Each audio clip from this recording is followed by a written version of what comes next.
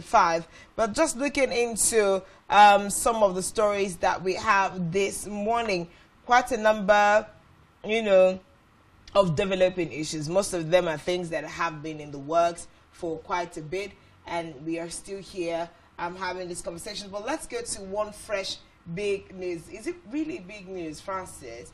I think the conversation about women in parliament has always been there. We've had the 35% affirmative positions for women in all political positions across the country. But pushing this is, maybe just a fresh reintroduction of the conversation.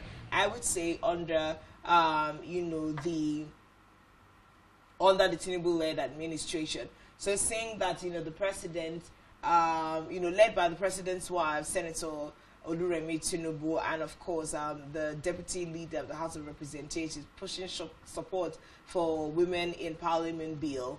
I would say it's an introduction of the conversation for this particular administration, now to be spearheaded by the wife of the president.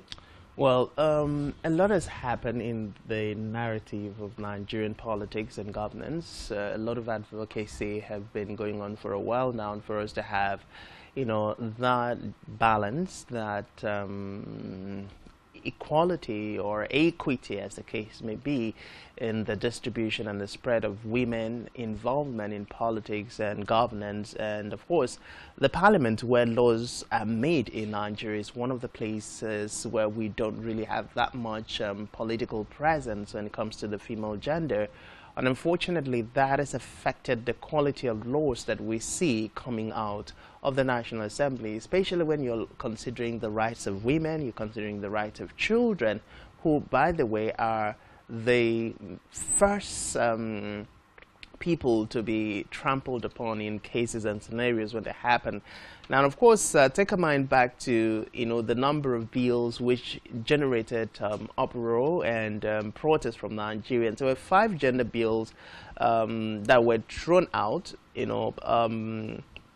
by the previous order. There are lots of gender bills that were thrown out by the 9th Assembly, if you recall. Especially one of those bills had sought to create a special place for women, 36 of them, from the 36 states, or 37 rather, from the 36 states of the Federation and the FCT at the National Assembly. And then the same was also to be replicated at the Houses of Assembly. Now, the throwing away of those gender issues and gender-related bills created a gap that women consistently kept asking when we're going to get to a point where the rights of the women will be prioritized and women inclusion and participation in politics and government will become a thing of pride for Nigeria as a nation. Of course, you'll also seen during the different seasons of elections, we've seen the APC, the PDP, and all the political parties trying to give some incentives here and there, whether at the federal or at the state level, to try and get women to be part of politics and vie for different positions. But aside from the legal framework, aside from the advocacy, which of course we've seen men opposing strongly, the other thing would be the attitude of the women themselves, the level of preparedness of the women themselves, and the level of collaboration and support. Remember, we've had this conversation being championed by women in recent time, women supporting women and all of that. It all stems from the inability of women to even support themselves. I mean, we've seen instances at the national level and at the state level where women are vying for the position of a governor, for instance, and even the women themselves don't queue behind, the woman who is vying for that post. Not because she doesn't have the ability or the capability to do that, but still going back to the stereotype mindset, and then the issue of, oh, she no get money, she won't be able to learn, and all of that conversation. Of course, we was also seeing the Senate President Godswill Akpabio Tajudeen Abbas on several occasions declaring that the 10th National Assembly will prioritize issues of women welfare, women rights, and inclusivity in governance. So the visitation of the UK delegation to the National Assembly elicited the Senate President's reaction that the 10th Assembly is going to moved readily to support that. And then, of course, we saw the Deputy Speaker, Kalu, raising the bill, which seeks to also try and bring into perspective some of the agitation, some of the yearnings of Nigerian women and Nigerian right-thinking men in general for inclusive governance, inclusivity in politics, and carrying along the female gender.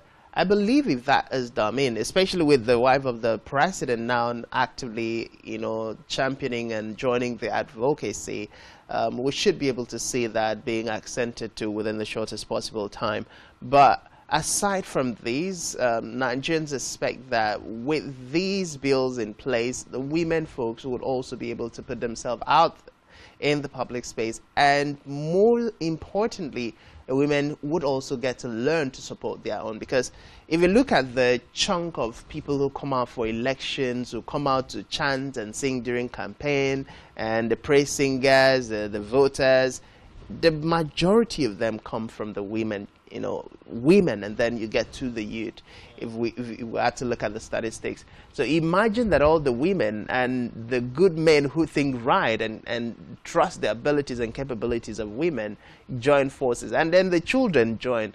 I mean, probably Nigeria can have a first female president sometime pretty soon.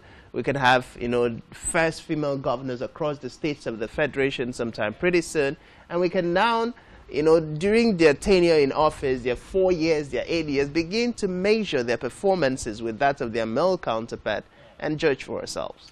Well, with us having less than 10% of women in the 10th NAS, that is a problem, in and of itself, because it doesn't give adequate representation to the, already existing conversation of having a 35% window left for women alone in this, elected positions in the National Assembly and the likes. But we continue to have, we have about 2.7% representation alone, and Nigeria is at the bottom of female engagement in politics. So you want to ask yourself that in the most populous black nation in the world, and quote and unquote, I'm still putting a lot of quotes around that, quote and unquote, one of the leading African nations in the world, but yet our women are not adequately represented in our politics. Now that's a problem in and of itself,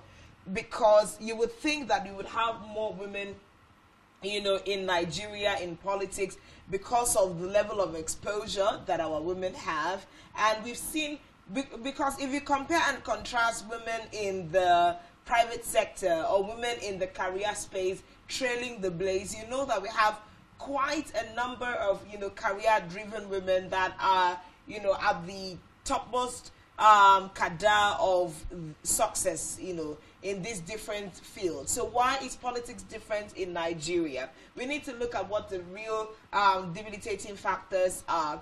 Why aren't women, aside from having these conversations on floor of plenary, the wife of the president pushing it, it's been conversations and prior administrations before now, but why aren't we seeing more pushes beyond conversations? Are there principles put in place to make sure that these women are actually given a fair room of hearing when they vie for these positions? It's not just about saying that political parties are either giving their forms free to women, or they're giving it at a 50% price slash for the women to be represented. It's different from doing just that. It has to be that when these women come in, their voices are heard. They are also appointed to relevant positions within the House of Representatives and the National Assembly, as it were, to push key conversations in the country. That will, one, boost the morale of existing women in the space of politics, and would also encourage more women to find their way into the space. But we have all kinds of debilitating factors. And part of the things that we're also experiencing now is some form of shutdown narratives, such like in the case that we are seeing between Natasha Akpoti right now and the Senate President. Here goes a typical patriarchal society saying, oh, you know, that's the exact reason why women should not be embraced hook, line, and sinker into politics, because they would always bring their emotion, you know, into the conversation, and that therein lies a problem in and of itself. But we now need to, you know, find a way to institutionalize how women get involved in politics from the grassroots. Well, first off, the Natasha case scenario is a rather funny narrative that is currently being painted by people, and that narrative is being as a solid excuse. Is not a solid excuse in all sense of being modest, in all sense of fair judgment. You can't use a one-person narrative to paint a picture of a particular gender.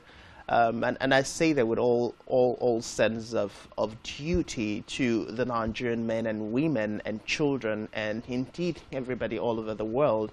Because if we want to sit down, I remember when Desiani Madueke came into the limelight over the allegations of fraud, mismanagement of finances within the petroleum ministry. I was like, oh, because it's a woman. You see, when we say don't give women opportunities, the men aren't doing the same thing. But let's, critically look at the amount of wealth of Nigerians that have been stolen by men over the years. Sure.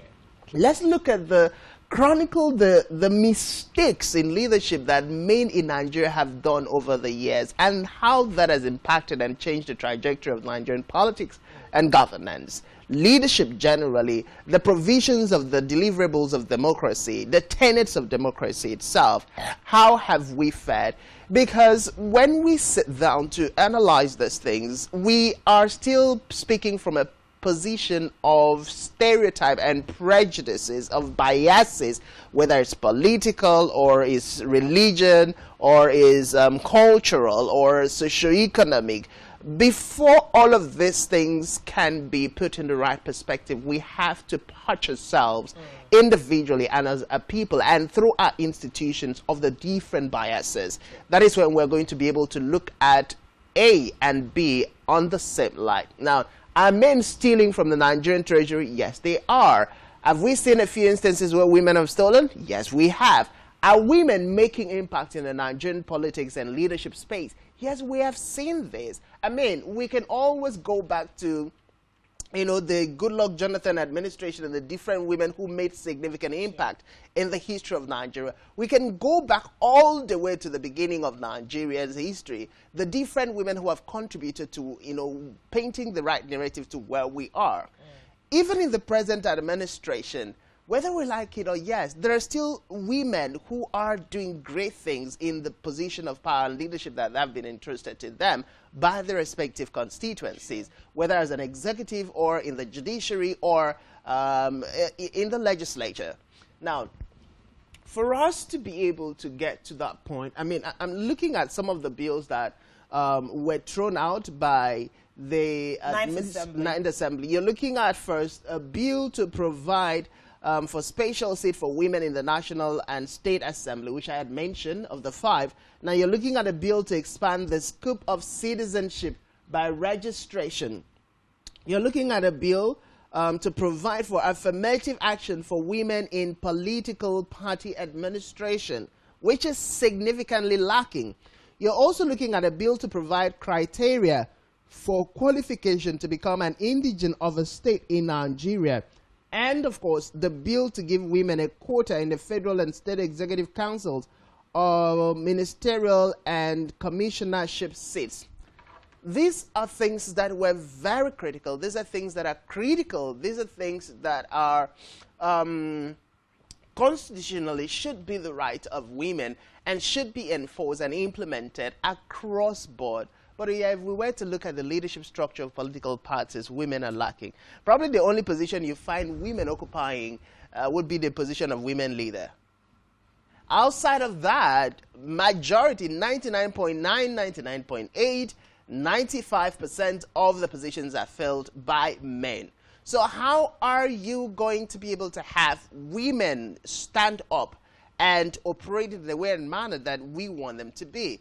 Now, we don't even want to consider the corporate environment, the organized private sector, and the different strides that women have made there.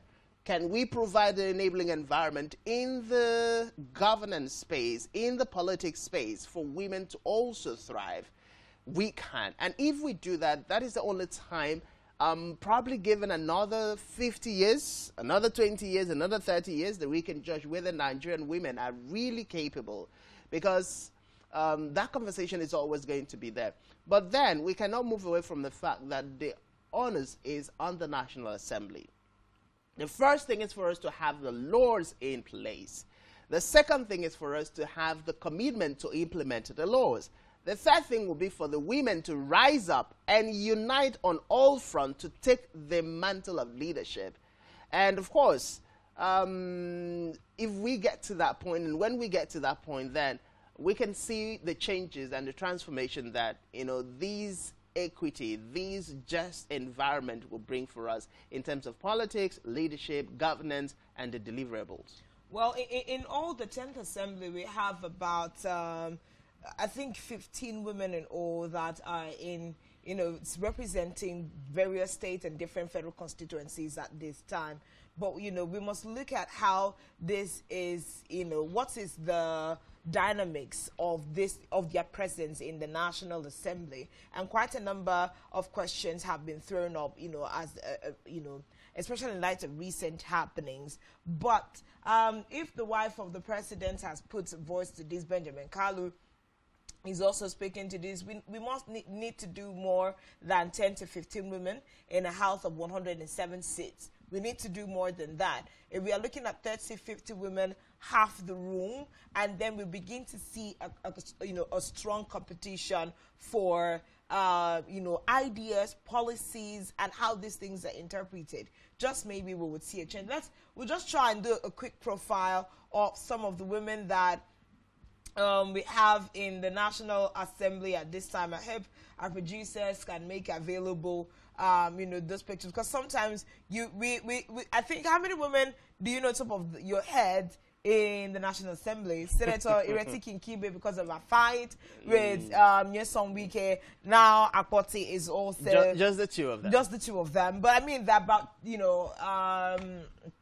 almost 15 of them in the House. So we'll just try to take a quick profile and just do this quickly. Now, this is, of course, Senator Ireti Kinkibe, Senator representing the FCT under the Labour Party. You also want to try to find out what are some of the policies that she has, done under this. One of the, some of the things that motions that she has moved so far. Then we move on. We see Senator Idiat Oluranti Adebule, now Senator Lagos West APC. That's another woman that is in the 10th NAS, of course. We also see Regina Akume, Benue Reps, Boko and Taka APC right there. We also have Maureen Chinwe Gwacham, who is representing Anambra Oyi Ayemelum under APGA. That's a representative. So literally, like, meet your women in the 10th NAS. Beyond Senator Kinkibe and Natasha Akpoti. We also have Marie Enyemiete Ebiakek. I hope I got that right. Bayelsa representative for Brass and Nembe under the People's Democratic Party. You move on to Borno. You have Zainab Gimba. Representing Bama Ngala and Kalabalge under the APC. Of course, we also see, who else do we have here? We have Eria Take Ibori Swenu, one of the youngest, at 42. Delta Reps, Ethiopia East and Ethiopia West PDP, right there. Moving on now, we now have Mariam Onoha, Imo Reps, Isiala Mbano and Okigwe Onuimo, APC, okay? You know, quite, and the good thing is that some of them are, you know, under the young brackets. If you look at Mariam, and then if you look at Ibori Swenu, they're quite young, bringing their political strength to bear already. You now move on, you have Kafilat Ogbara, who is representing Kosofe, APC for Lagos. And that's, you know, quite some, you know, good move there. Oriyomi Onanuga, Ogunrevs, Ikene Shagamu are also, she's representing Remo North, you know, representation. Francis, I think you want to help us, you know, take on the other women that we have, you know, under, you know, the 10th now. So we just get to see these women, and we know that it's not just about two women in the National Assembly at this time. So when the president is pushing for us to, the wife of the president is pushing for us to have more representation, like I said, you want to go beyond just having 10, 15 women. You want to see that there is better representation. So with this, you know, women that we have profiled this morning, what are the works that they're doing so far? You want to find out that in their several constituencies where they represent, what is the work, you know, level of delivery? Because these are some of the platforms upon which we can now trust to, you know, send more people to, you know, into that capacity. And are they young girls that are actually interested in politics? That's a big question that you want to ask yourself. I think we have interviewed a female politician who said at one time, you don't know what women go through to open political doors for themselves. And because there has also been the allegation that when women in politics get in, they do not hold the door open, Francis, for other women to walk through. What's your opinion on that? Well, it's true, and it is also not holistically true. There are mostly women who step into the corridors of power and they don't want another person to step in. And it's not just, you know, yeah, the men would open doors for a lot more men to come in. But for the women, it's like, I want to be the only cock that crows. Are you sure that that is not a fallacy of some sort? No, it's not a fallacy. Because a lot of us embrace that women don't support women. But that's the reality of things. But that's not the reality. No, that's the reality. That's the reality. Yeah, you would clearly see our phone lines are on the screen. We need to defend ourselves. Do we really not, you know, support ourselves? Women don't support women. Yeah, I mean, you could literally see it in. I feel blighted. No, seriously. Let's be fair. I know there are a lot of women who support women, but a majority, a bigger percentage of women are among those who don't support. That literally the first person to turn. To try and smear the image of the woman in position. They're literally the first person to talk down on the woman. They're literally the first group of persons to criticize the woman. They're literally the first to throw the blame stone on how she's incompetent, how she's unfit, how she's unable to handle the position if it was to be handled by a man or compared to being handled by a man. Now, don't forget, before we even started talking about women supporting women up to the point of forming cooperative and organization. It came from this point. Her name is eluding me now, but there was a presidential candidate in this country, a female presidential candidate, that got just, I think, 1 or 2 votes. Yeah.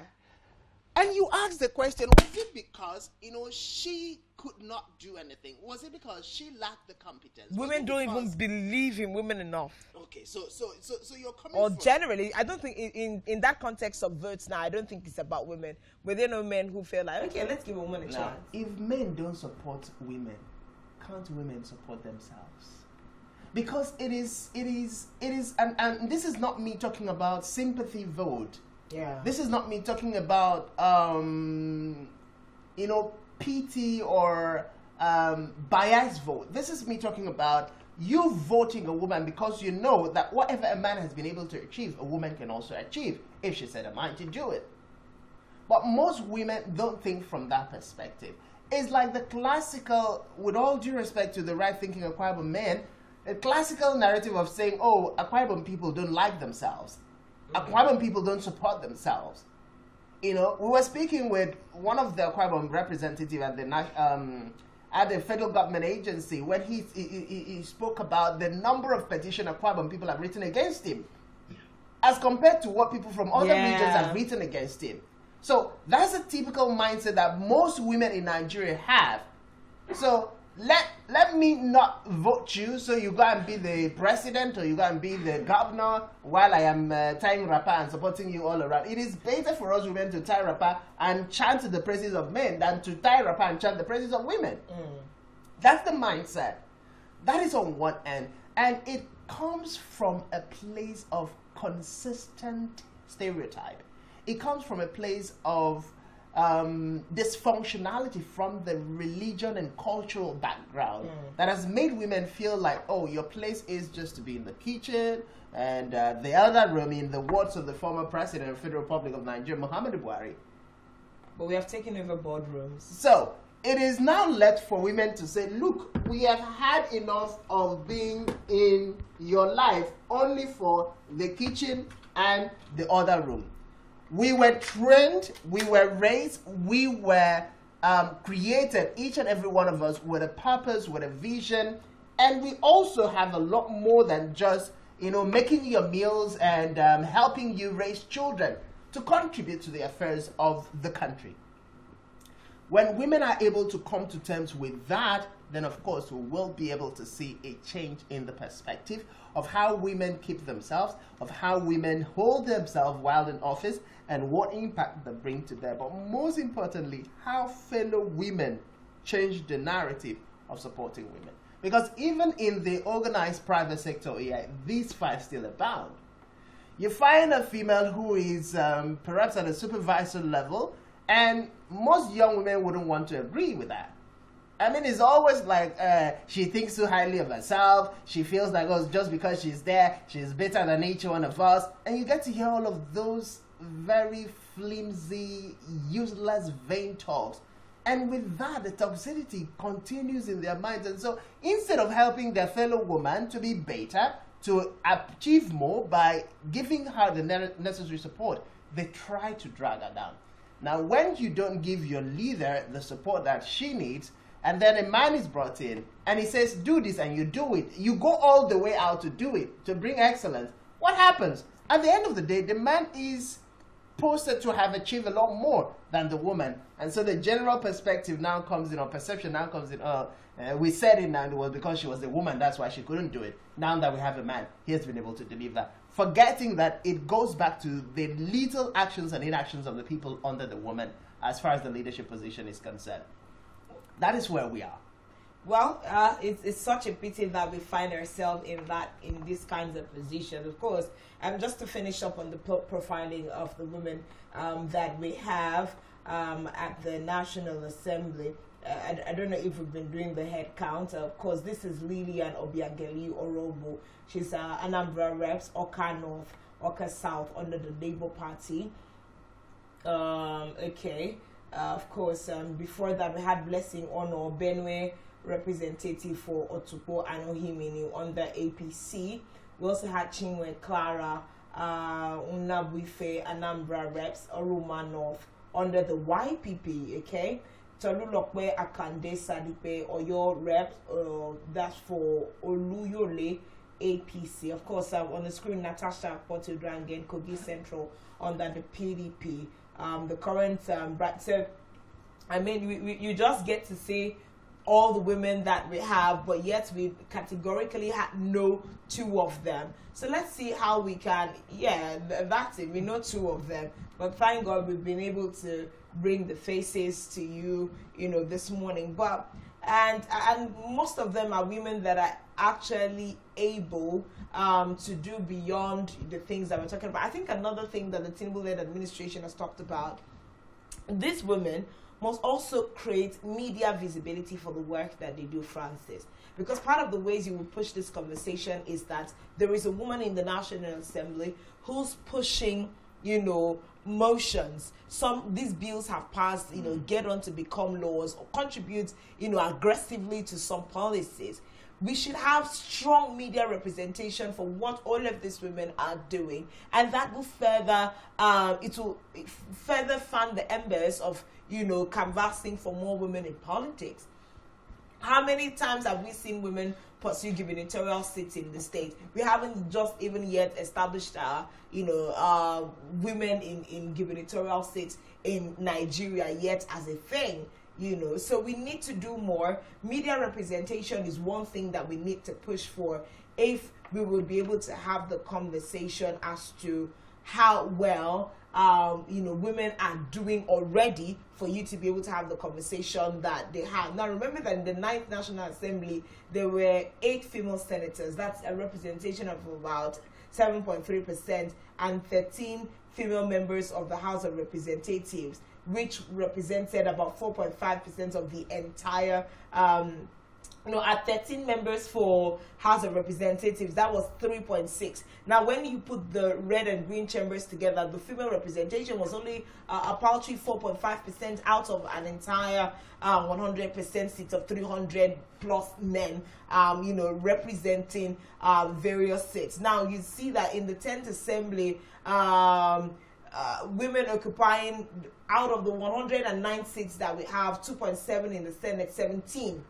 We have 17 women out of the 360 seats in the House. So we have about a 4.7 percent representation of women. Then we have what's the number that we have now? Then we have 4.2 in all for the 469 member assembly. That's when you put the red and the green chambers together at 469, Francis. We have a 4.2%. You can't feel the impact of these women in politics. Now, the impact is one thing. The other is the comment you made earlier about what they do and how they put what they do out there. Yes. Now, you can go into the House of Representatives, into the Senate, and not move a motion because of the dynamics of the politics being played there. But if that is not working for you, you have your constituency project, you have philanthropic engagement, you have different things that your office exposes you to. So how are you using that to speak to the minds of Nigerians? You may not be able to move the motion because of whatever reason at the National Assembly, the lobbying and the gimmicks and the tricks and the underhand dealings as a woman, but you definitely can let the world know what you are doing on a daily basis. And unfortunately, media exposure is something that politicians, unfortunately, very few politicians, so a few of them really know the worth of having a good media team. Why did we talk about Dr. Beta Edu? She had one of the strongest strategic about media team. And till tomorrow, I am yet to see any other person who can rival that. And that's how she was everywhere. Now, what did that do for her? Probably gain her some jealousy, probably gain her some, very uncompassionate hearts and, stuffs within the government. But it made everyone in Nigeria. There's literally, even a child in nursery school will tell you, Dr. Beta Edu. We could relate with the activities of the Ministry of Humanitarian Affairs. Because she put it out there on a daily basis. Now, if you go to other members of the National Assembly, even those who know the importance of the media, what they do is copy and paste.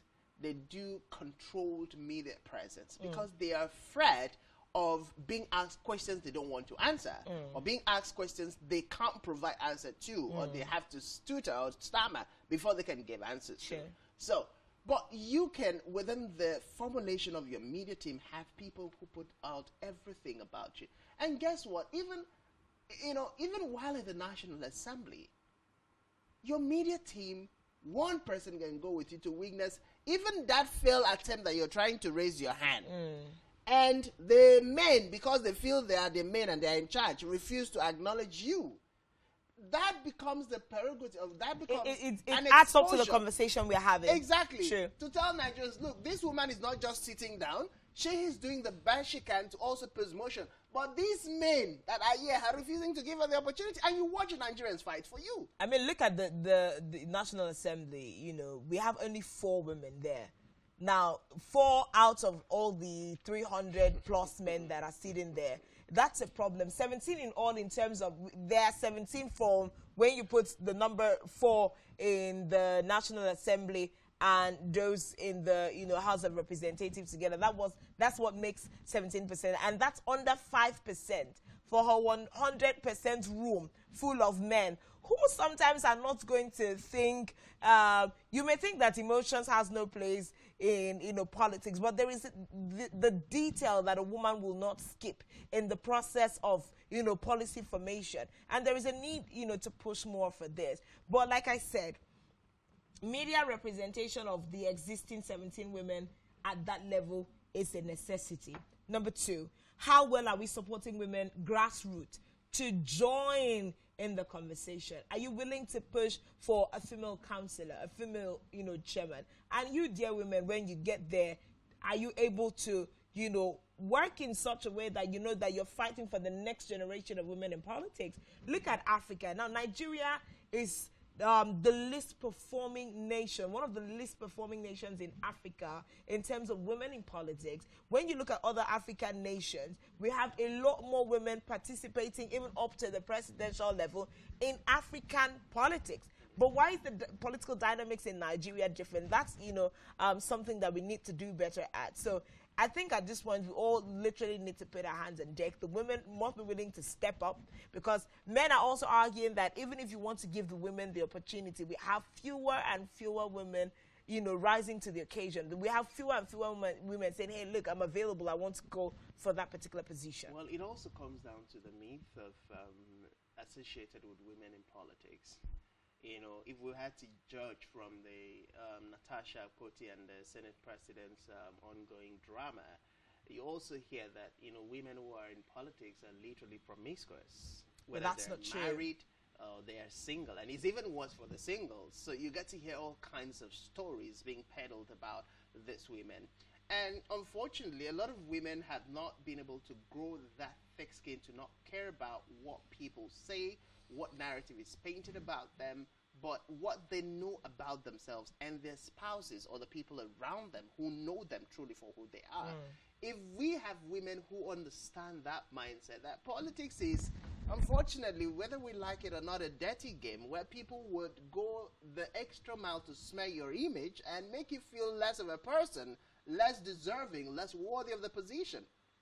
So women need to rise up. Women need to build capacity. Women need to go the extra mile to take their mandate, to take their mantle, to take their position. There are a lot of men in this country who will promote their women, who would allow their women venture into politics. But when you are allowed, when your man supports you as a woman, when your society supports you, when you go in there, do you stand on that mantle, or you get to cower at the women caprices of other men within the space that you find yourself? You are not going to stand out. You're not going to encourage other women when you go and you are not heard, when you go in and you're not seen, when you go in and there is no impact felt.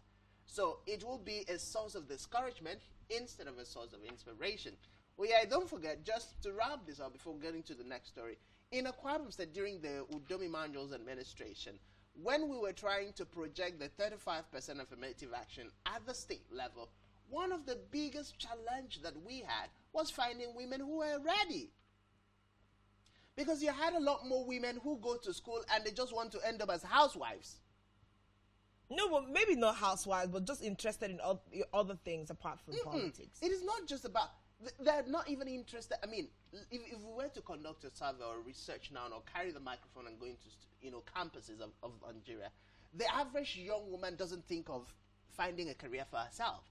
She doesn't think of, finding a political part, a business part for herself. She thinks of finishing school and being a housewife and just raising children. I don't think you're talking about our generation of young women. I'm talking about generations of young women. No, you're not talking about us. We have a lot more classical examples of women that are thriving in very few. No. That can be very true. Few. Okay, me and you are definitely going to take this on, but we have a lot more women that are thriving in, especially the private sector space, in business, in career. So we have more examples of women succeeding, and we have a greater measure of younger generations that are willing to do more than just be a wife and a face. No, that's not, it's definitely not millennial women and would never be Gen Z women. Never. But just to wrap this up, we see the fact that, you know, the temporary special measure bill with more than 80 other House of Representative member co-sponsoring it was debated but failed to pass in the 9th Assembly. Now, it's important to know that women groups are continuing to work on the bill in the current 10th National Assembly and needs to work harder not to lose this opportunity again. We also see the fact that women lack, the lack of adequate participation in legislative processes has negatively impacted promotion and enforcement of their rights within, you know, these chambers. And despite the low representation of women in the National Assembly, the bills sponsored by female legislators have had significant impact on the lives of all Nigerians. Men's efforts, if any, to promote these rights are not sufficient because they are not direct beneficiaries. Now, we are, of course, embroiled with structural biases and barriers to women's political participation, saying that the few women who, you know, show active interest in politics are either discouraged by, you know, prevailing gender stereotypes, cultural and religious reasons, unfavorable political environment, a lack of financial capacity, electoral violence, and restrictive party structures and processes. So these are some of the things that, you know, literally getting in the way of female politics in Nigeria. At less than 5% for the 10th National Assembly, that is a 0 over 100. It's a fail. There is no grading such as 5% of 100. I mean, if you were trying to take it for your, you know, jam, you have already failed. You're going to be home for a very long time. So it means that in all of this conversation of, oh, democracy of 20 plus years and this and that, we are still literally, we are crawling. We are crawling. No. When you say you're crawling, you're giving us. It looks like it has a. You're giving us. But maybe we are crawling. But we've been crawling for way too long. You know when a child is supposed to have started holding things to stand and your baby is still crawling, let's just say that democracy in Nigeria is still crawling. Yeah, really. It's still crawling. Well, I don't know whether to agree with you this morning or not, but I definitely know that we have failed by all front, in all front, as far as democracy is concerned. Let's not even talk about the conversation. Oh, there was democracy is better than, you know, any military administration, because that is a consolation. That will now take you to places like Burkina Faso, where the military leadership is doing phenomenal, and they're asking him not to go anywhere. He should just make sure he stays there a little bit and stabilizes the economy.